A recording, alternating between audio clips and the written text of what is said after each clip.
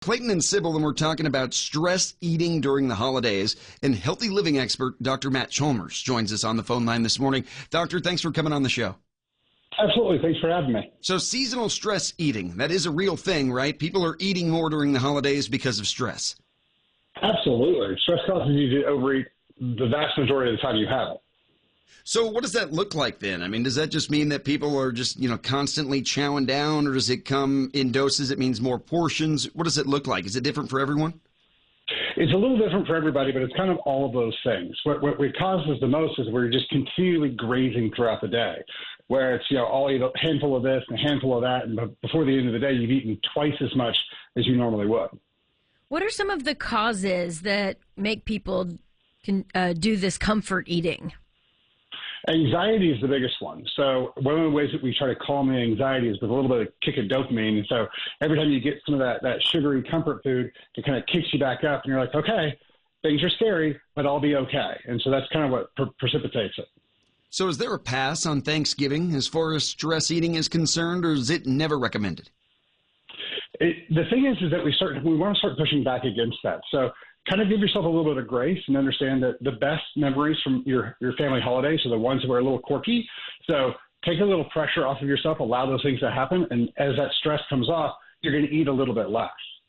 And what are some good tips that people, especially me, my hand is raised, that we can incorporate so that we're curbing some of this stress eating during the holidays?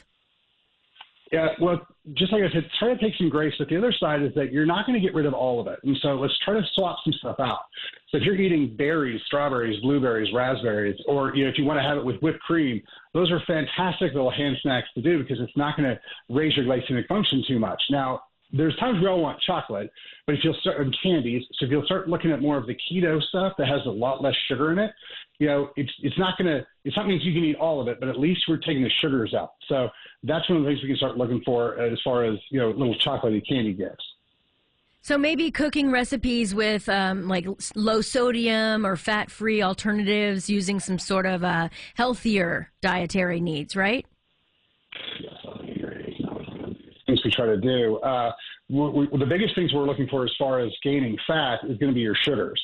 Because a lot of times people are like, well, I don't eat the fat because it makes me fat. That's not actually how it happens. The sugar creates an insulin rush, and the insulin stores everything as fat.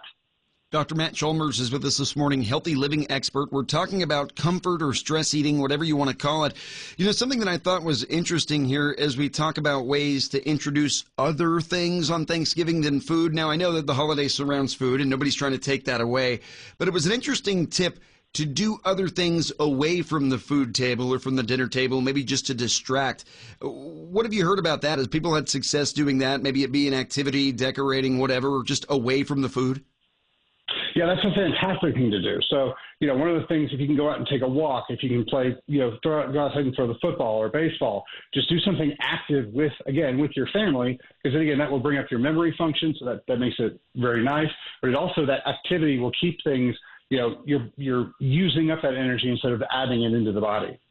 And I've heard, not just when it comes to stress eating, but when you're trying to watch your weight in general, drink water first, kind of stay hydrated. Is there truth to that? Absolutely. There's a lot of times where people eat, but they're actually hungry. Their body's saying, hey, I need you to put something inside of me and to keep everything going. And people are like, oh, let's just eat. Well, if you'll drink some water, that'll satiate you tremendously and keep you hydrated, which is going to help your health all the way through. The other angle to this is leftovers. Do you discourage people from taking home the leftovers if they're kind of stressed? The problem is that this carries on the meal for several days. Yeah. Now, here's the thing. If you're going to have a really just crazy eat everything you see Thursday, that's fine. That's not really going to hurt you. If you then carry that on to the next day, that's not that bad either. But the problem is that when we continue this from basically Halloween all the way through, the first week in January. Yeah, so true. And when you're hosting, you end up, if nobody takes the leftovers or they forget, you end up eating that for, like you just said, days and days and days, and the problem continues. Exactly. Dr. Matt Chalmers, healthy living expert, thank you so much for jumping on. We appreciate it. Anytime.